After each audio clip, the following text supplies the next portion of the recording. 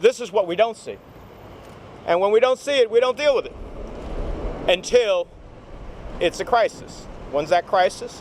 When the water main erupts, when the sinkhole occurs, when communities can't have their traffic snarled, and when citizens' lives are affected. So we've got to deal with that which we don't see as much as that which we do. Now, it's ironic. We hear our friends in the Republican side of the aisle talk about, getting the private sector more involved. Well, that's exactly what Congressman Pascrell and I are trying to do.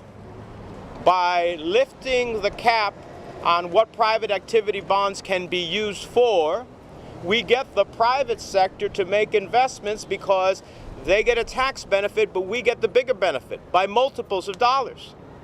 And where communities like Cliffside Park wouldn't have to take it out of their budget, and their budget comes from the taxpayers of the community. So it really is about the taxpayers of the community not having to foot the bill to the fullest extent for the infrastructure they so desperately need.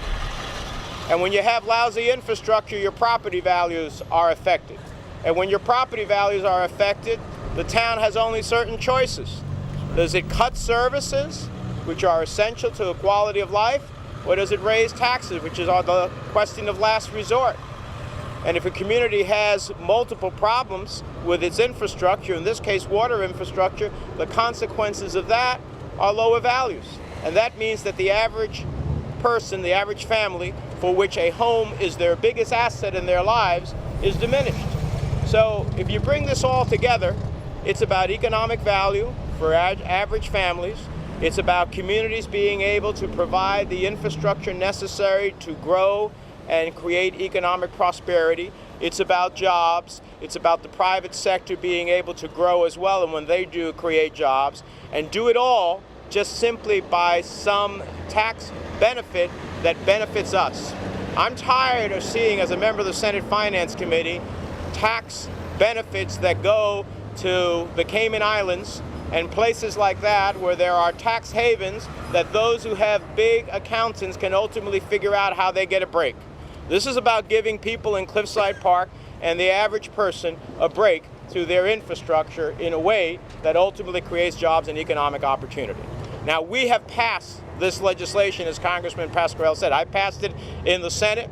It was part of a bill that went over to the House. Bill had passed his, and the chairman of the Ways and Means Committee took it out.